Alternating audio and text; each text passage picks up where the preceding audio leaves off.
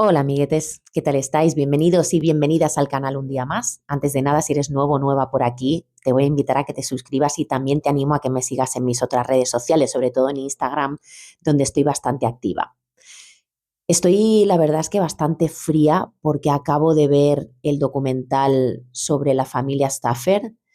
El documental lo podéis encontrar en HBO. A mí me lo recomendó a Crisele, que es seguidora de este canal, y me dijo, Medi, tienes que verte este documental porque, dice, con cada capítulo me parecía estar escuchándote a ti lo que llevas repitiendo durante tantos años, ¿no? Micah Staffer, este nombre seguramente os sonará a muchos de vosotros y de vosotras porque en 2020 surgió una polémica que se viralizó y este caso de los Staffer, eh, yo creo que dio la vuelta al mundo. La gente se indignó muchísimo, las marcas dejaron de colaborar con estos influencers, salió en los medios de comunicación, incluso youtubers que no tenían nada que ver con la denuncia del tema de los menores en las redes sociales, comentaron este caso porque fue verdaderamente indignante. En este documental de HBO se recoge no solamente todo lo que envolvió a esta polémica, lo que pasó antes, durante y después, lo que pasó en esos años, ¿no? Entre el 2016, que es cuando empieza un poquito a crecer este canal, hasta el 2020, que es cuando explota todo. Entiendo que quisieron contar con los Staffer para hacer este documental, pero ellos no quisieron. Ellos, como ya os he dicho al principio, están alejados de las redes sociales, cerraron el canal de YouTube y cerraron todas las redes. Lo único que queda es un canal de él, del marido, que no tiene nada que ver con la familia, como es un canal de coches, de puesta a punto de coches, limpieza, etcétera. Pues bueno, tiene 1 millón y pico de seguidores ese canal y supongo que ahora de lo que se sustentará esta familia pues será en parte de los beneficios económicos que le sigue dando ese canal. Pero los Staffer, a parecer como tal, están borrados del mapa. Como en el documental no han podido contar con los Staffer, que son los protagonistas de esta historia, pues han contado con expertos en marketing digital, con seguidoras, o sea, fans de los Staffers. Una de ellas es una chica que fue adoptada y también explica un poco el punto de vista, ¿no? Desde de haber sido una niña adoptada. Cuentan con varios perfiles, la verdad, para hacer este documental y ha sido muy interesante porque también han mostrado imágenes de vídeos antiguos del canal de los Staffer. Creo que llegados a este punto ya habrás hecho memoria y ya recordarás quién son los Staffer.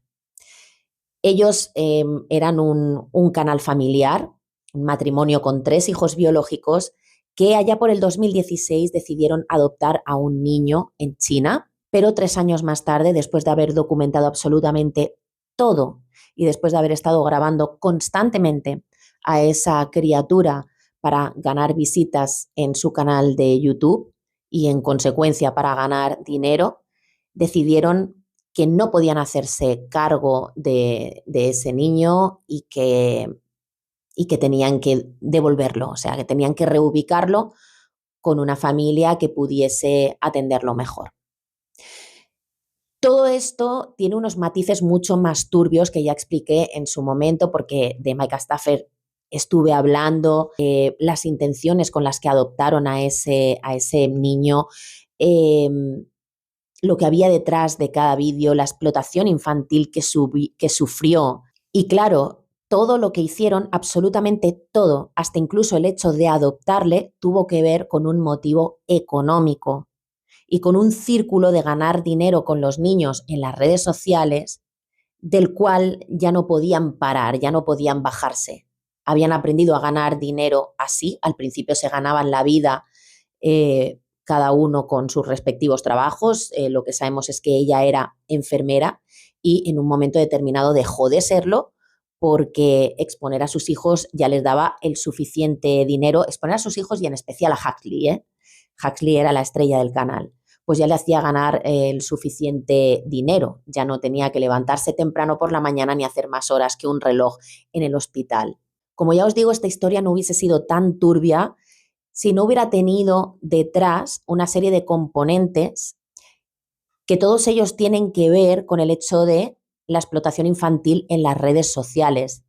De hecho, el documental empieza con un repaso de cómo empezaron a surgir los canales familiares y de cómo evolucionaron. Los Staffer eran un canal familiar más. Ella era enfermera, como ya os digo, mostraba su día a día, daba consejos de cómo limpiar la casa. Muchas mujeres se sentían identificadas con Maika cuando era un canal pequeño, porque ella se mostraba cercana, mostraba, pues ya os digo, cosas cotidianas, con una cámara que no tenía una gran calidad, ni siquiera eran un canal con un gran número de seguidores, era un canal muy pequeño y en aquella época empezaban a despuntar, ya os digo, los canales familiares. No empezaron ni mucho menos en 2015 y en 2016, empezaron muchísimo antes, pero sí es cierto que hubo un boom y fue más o menos por el 2015, 2016, 2017. Ya os digo que Maika y su marido pues tenían una vida normal, la que empezó grabando fue ella.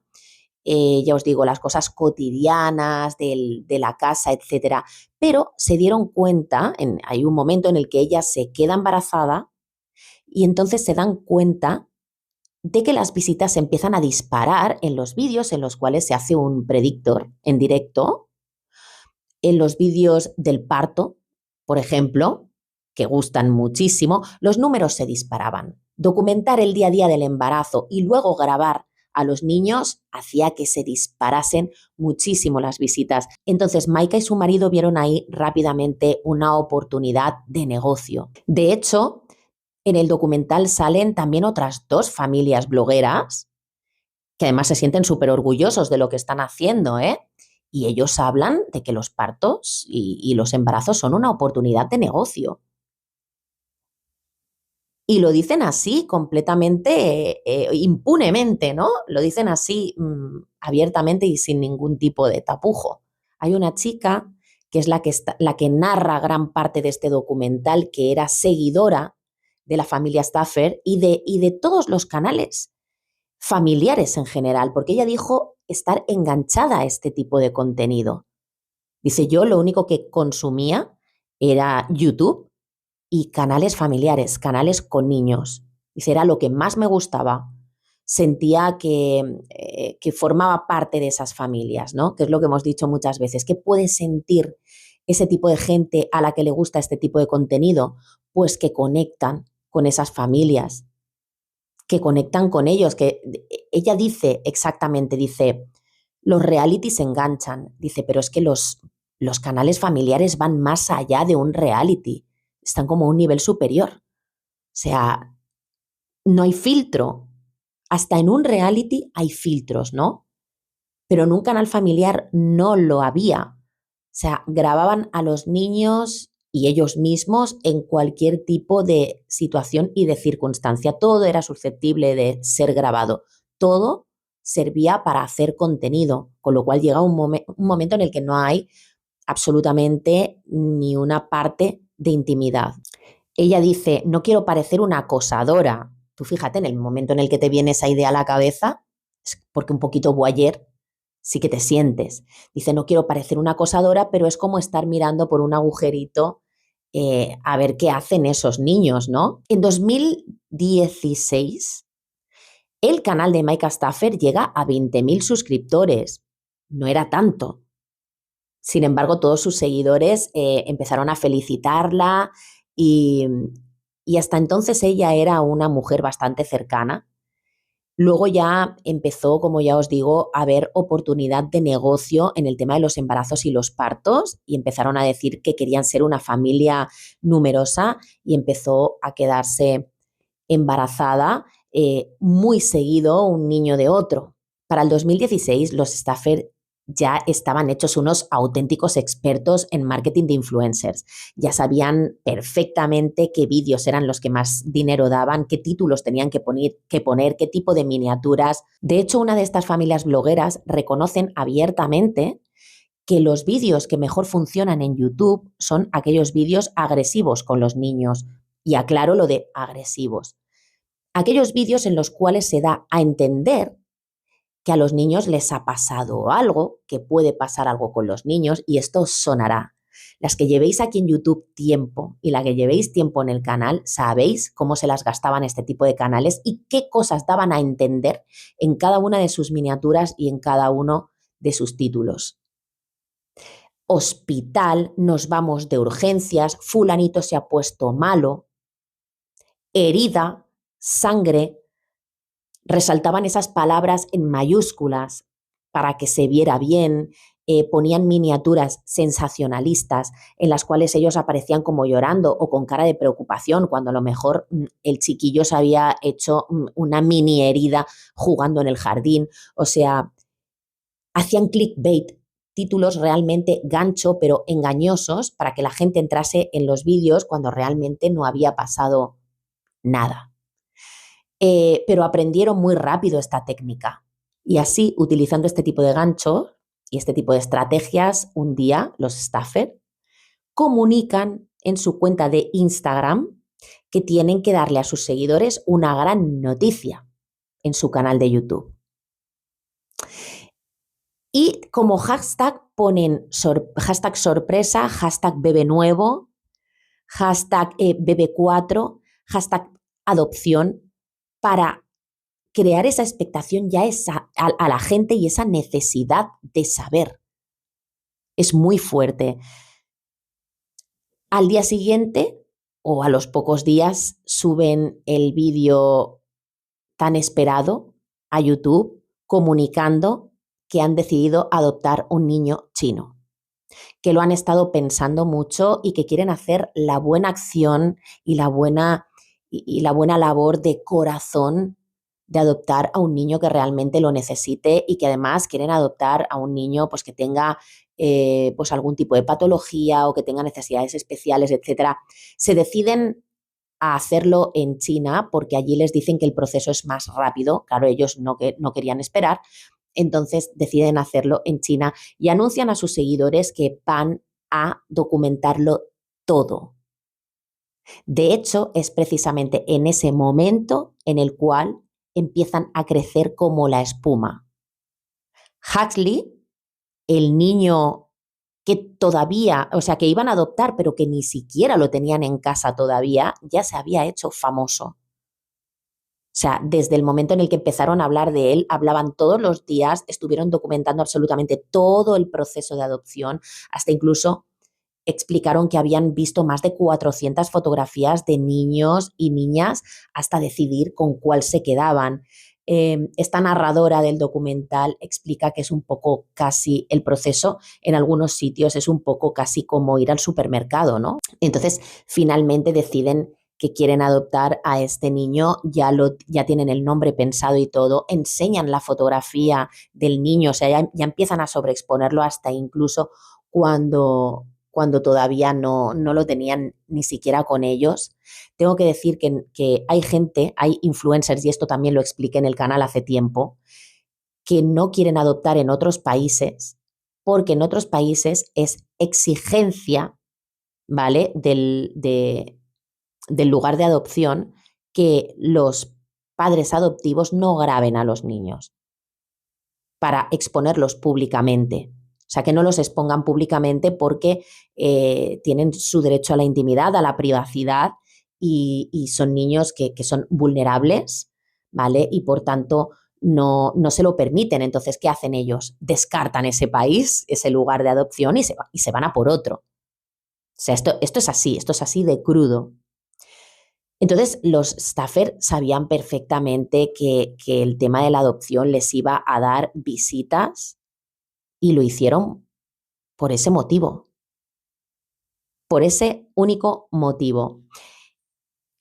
Me asombra y me destroza el corazón ver vídeos antiguos de Maika llorando y diciendo, es que este niño ha sido elegido no por mí, ha sido elegido por Dios, porque claro, yo le he querido desde el primer momento en el que le he visto y, y sabía que era él y de verdad lo queremos tanto que no lo vamos a devolver nunca. O sea, esas palabras no lo vamos a devolver nunca. La gente en los comentarios estaban encantados con ellos dos.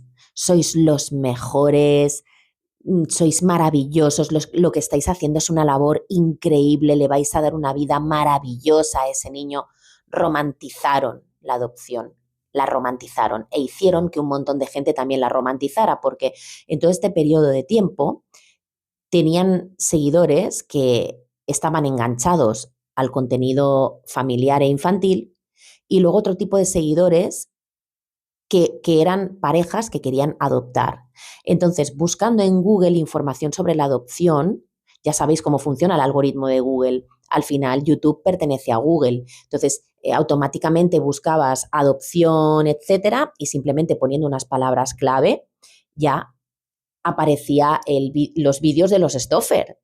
Entonces, automáticamente cualquier persona que buscase adopción se iba directamente a estos vídeos. O sea, empezaron a crecer de una manera brutal, pero brutal, y a ganar dinero a expuertas. Llega el momento en el que tenían que ir a China a buscar a Huxley y todo el mundo estaba expectante, todo el mundo estaba deseando, porque además ellos lo iban anunciando todo, creando hype, lo iban grabando todo, el viaje, el avión, por aquí, por allá. Y en el momento en el que llegan a la casa de adopción, se dan cuenta de que no todo es tan maravilloso. Porque claro, ellos esperaban que desde el primer momento el niño les aceptase, les abrazase y realmente no fue así. Este niño estaba con su madre de acogida, a la cual quería mucho y además se da una pena porque el niño se abrazaba así a la pierna de su madre de acogida. Pensad que para estos niños es muy traumático el proceso de adopción porque se tienen que ir a otro país con otras costumbres, con otros estímulos visuales, sensoriales, auditivos, o sea, y de repente con otras personas, con personas desconocidas, son desconocidos con quien se tienen que ir y además con una cámara enfocándole a la cara todo el tiempo. En esto insiste mucho un trabajador social que también salía en el documental. Dice, ese niño se iba con desconocidos que estaban todo el tiempo apuntándole a la cara con una cámara o con un teléfono móvil. Entonces, todo el tiempo, todo el tiempo, todo el tiempo siendo filmado, siendo grabado para que todo el mundo lo viera. Un niño que está en una situación vulnerable, de repente era contenido para el entretenimiento de cientos de miles de personas. Empezaron a hacer muchísimos vídeos. En los vídeos, los staffers se dan cuenta de que Huxley interesa más que sus hijos biológicos. La gente empieza a sentir por Huxley un gran cariño. Entonces, Huxley se convierte en el protagonista y Huxley empieza a salir en las miniaturas y en los títulos de los vídeos y todos los vídeos van dedicados a él. Uno de los momentos que más me llaman la atención es cuando ella utiliza el tema de la adopción para hacer un anuncio emotivo sobre un detergente para la ropa. O sea, era algo así como que utilizando este detergente casi puedo oler esos olores de Huxley siendo bebé que yo no pude disfrutar. ¿Sabes lo que te digo? O sea, fue como muy turbio, ahí la gente ya empezó a criticarles, porque empezaron a utilizar al niño, ya no solo es que lo utilizasen para monetizar en YouTube, es que empezaron a utilizar al niño directamente como reclamo publicitario. Entonces, ¿qué pasa? Que the show must go on, o sea, el espectáculo tiene que continuar y Huxley va creciendo y la gente necesita nuevos niños, necesitan nuevos niños, entonces, ¿qué hacemos? De repente se les fue la olla y empezaron a anunciar cuando todavía ni siquiera se habían adaptado a la primera adopción, que fue estaba siendo bastante difícil porque además a Huxley le diagnostican con autismo, TDA y una serie de problemas también físicos, en fin, eh, que para ellos supone un shock. Entonces, cuando ni siquiera se habían adaptado todavía a esa adopción, de repente comunican que quieren adoptar otra vez, que están tan felices, tan contentos, y ¿sabes? Que quieren adoptar otra vez. Y luego ella anuncia que se ha quedado embarazada de nuevo, ¿sabes? Bueno, y hacen un vídeo en plan, tengo que decirte algo, ella se pone de rodillas, el marido de pie, como si le fuera a pedir matrimonio, ella le entrega un chupete a él, bueno, todo espectáculo. Hay un vídeo que yo comenté en su momento y lo tengo que tener por aquí por el canal. Es un vídeo en el cual un experto de marketing eh, entrevista a Micah Stafford por los números, por el crecimiento de su canal, tan bestia y tan de golpe, ¿no? Entonces la ponen como un ejemplo de un canal triunfador, etcétera. Entonces, hay dos cosas que le llaman la atención a este hombre. Una de ellas es que Micah Stafford dice que ella lo primero que hizo, o sea, claro, tú piensas que ella, de cara a sus seguidores, era un canal que blanco, limpio, puro, y que lo que menos le importaban eran los números, ¿no? Sin embargo, cuando tiene que abrirse, ¿no? En un canal donde están hablando de números y cifras, estadísticas, marketing, ahí se muestra como una verdadera experta y entonces ella empieza a decir que, que si tú sabías hacer funcionar bien un canal de YouTube, podías conseguir cifras astronómicas. O sea, que eso era una mina de oro. Y luego hay otra cosa que le llama la atención a este chico y que nos llamó la atención a todos, sinceramente, y es cuando él le pregunta, ¿cuál ha sido tu mayor fracaso? Pero claro, tu mayor fracaso se refería en cuanto a cifras, en cuanto a vídeos, en cuanto a contenido. Y de repente ella suelta el proceso de adopción. Dice, sí, yo quiero mucho a mi hijo, tal y cual, dice, pero claro, la cara del otro era un poema, o sea, que me está contando esta mujer que está diciendo que la adopción de su hijo ha sido o sea, es un fracaso. Y ella empieza a decir que, ella empieza a mezclar, claro, porque su vida es contenido, la vida de su hijo es contenido, la imagen de su hijo es contenido, su hijo es contenido, su hijo igual a dinero. Por eso ella mezclaba. Y por eso a este hombre le volaba la cabeza de ver a esta mujer hablando de su hijo como triunfo o fracaso. ¿Qué sucede entonces? Hay un momento que marca el antes y el después de la vida y del futuro de esta familia bloguera. De repente, el niño, Huxley, desaparece de la vida de estas personas. O sea, dejan de grabar vídeos con él y hacen como si nada, ¿eh? Además, o sea, ellos de repente continuaban con su vida, con su contenido, tal y cual, pero sin el niño. O sea, el niño que había sido el protagonista y la estrella de ese canal durante todos esos años, de repente desaparece. Y no solo eso, sino que además borraron todos los vídeos anteriores donde aparecía el niño. De repente, Huxley desaparece del mapa y los seguidores se empiezan a extrañar y se empiezan a preocupar. La gente se empieza a poner insistente y al final ellos tienen que hacer un vídeo aclarándolo todo.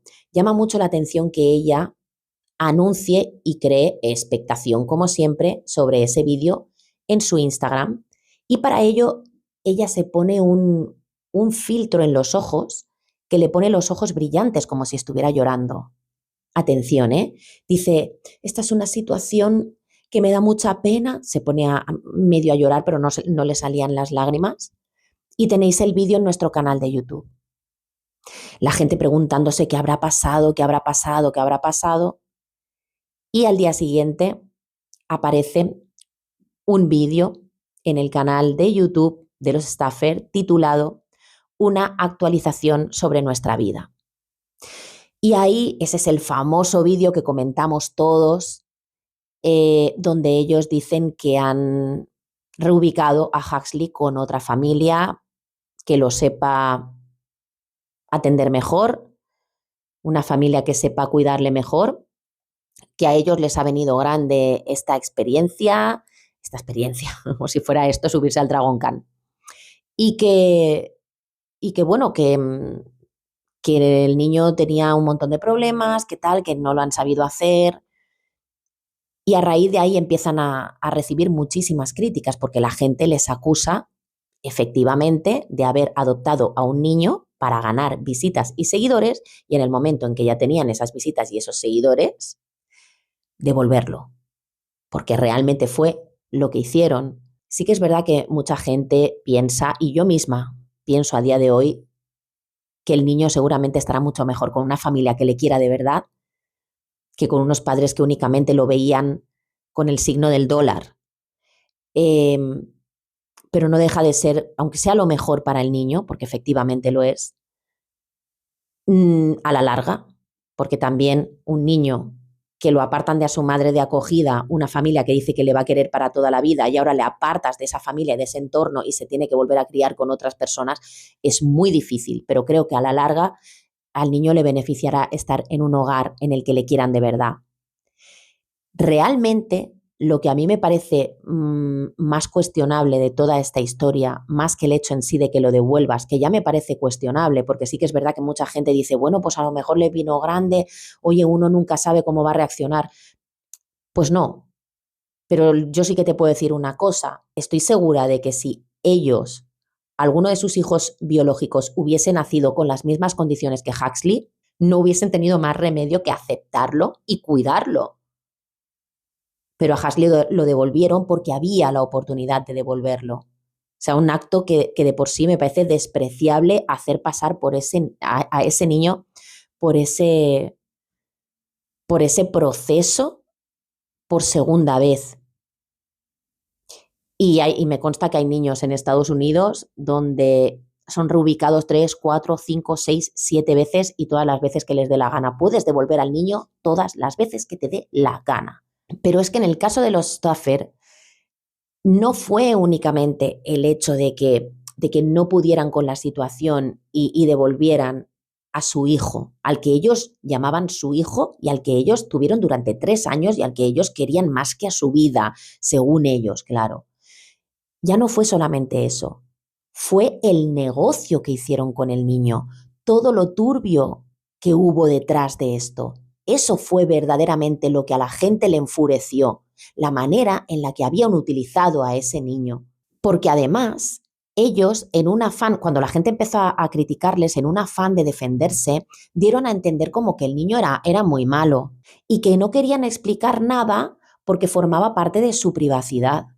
¿Pero qué privacidad me estás contando? ¿Qué privacidad? Si nunca habéis respetado su privacidad. Y ahora sí. Y ahora sí. O sea, fue como encima de que se victimizaron, no se hicieron responsables de sus actos, encima se victimizaron y encima pusieron al niño como si fuese Demian en la profecía.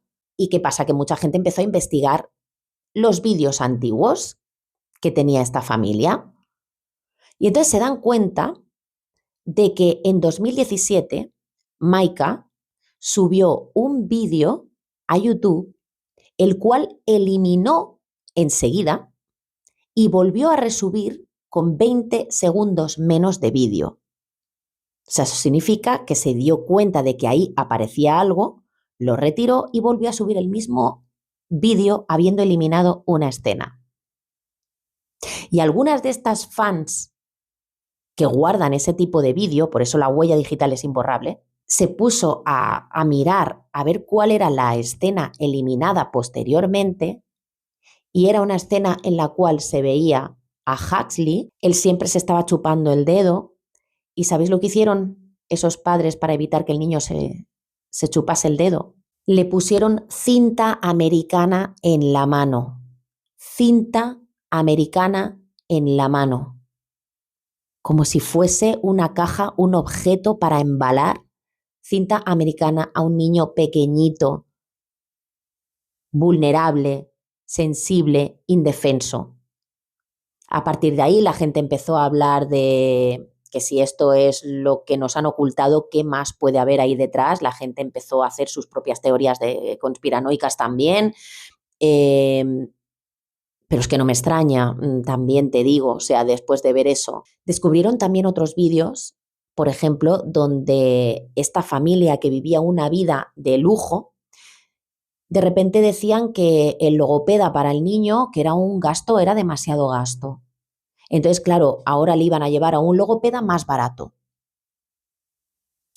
Y claro, esto te lo estaba diciendo ella con una pulsera de Cartier en la mano, con su bolso de Louis V, con sus gafas de Gucci y en una mansión de lujo. ¿Sabes lo que te quiero decir? O sea, y claro, la gente empezó a decir, o sea, son influencers de lujo, lo son a costa de este niño y encima luego se miran el dinero a la hora de llevarle al logopeda. O sea, es, es que se autodestruyeron. Pasaron de tener un montón de seguidores a de repente todo el mundo les odiaba, las marcas les retiraron el apoyo. Empezaron también, y esta es la parte que ya no me gusta nada, empezaron también a recibir amenazas de muerte, empezaron a recibir insultos y eso tampoco dice nada, no dice nada bueno de esas personas, porque, o sea, se supone que estás haciendo esto para defender a un niño pequeño y para eso amenazas tanto al matrimonio como a los hijos biológicos de esa pareja. O sea, definitivamente la gente no está bien, tampoco. Jamás se tiene que llegar a esos extremos. Lo último que se supo de Huxley, porque la gente estaba desesperada por saber dónde estaba ese niño, porque después de lo que vieron en los vídeos, la gente pensaba, ¿cómo sabemos que dónde está el niño? ¿Cómo sabemos que es verdad lo que están diciendo estas personas de que han iniciado un proceso de reubicación? ¿Cómo sabemos que no le han hecho nada al niño, ¿no? Y al final pues tuvo que intervenir la policía y tal, y lo último que se supo fue que el niño realmente, el proceso de reubicación había sido legal completamente y que le habían hecho un estudio a los hijos biológicos y no tenían ninguna señal, ningún signo de haber sufrido maltratos de ningún tipo. Entonces esto tranquilizó bastante a la gente, el hecho de saber que Huxley actualmente está con una familia que le quiere de verdad y que lo protege, lo tiene alejado de las redes sociales. Me quedo con el final de este documental porque hay alguien, ¿vale? Una voz en off que dice, me consuela pensar que ahora Huxley está con una familia que le quiere y el hecho de no saber nada de él me da paz.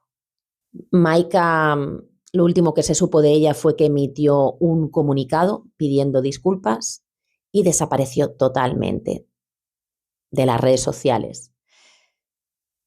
Gente, yo creo que ya van muchos casos, Maika Stafford, Ruby Frank, ya van muchos casos de familias blogueras, de canales familiares que han cometido barbaridades con sus hijos, que no han tenido límites porque tampoco nadie se los han puesto. Ojo, que no deberíamos tener ninguna autoridad ni nada que nos dijera, oye, tienes que cuidar y querer a tu hijo. Eso es así, pero es que ya estamos viendo que hay padres y madres que no saben respetar eso. Entonces, tendrá que haber alguna autoridad que haga algo al respecto. Tendrá que haber alguien que haga algo para regular esto. Lo que no se puede permitir es que a día de hoy los niños sigan siendo explotados por sus padres para generar dinero para ellos y que no haya ningún tipo de regulación en las redes sociales, porque cuando no hay regulación en las redes se cometen abusos como este. Lamentablemente. En fin, gente, si tenéis oportunidad de ver el documental, os lo recomiendo. Si no, pues ya os lo he resumido aquí.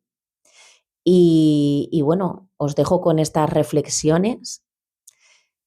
Y nada, si os ha gustado, darle like, compartid, suscribiros al canal, activad la campanita de notificación en la opción de todas y os mando un abrazo muy fuerte, un beso enorme. Nos vemos en el próximo vídeo.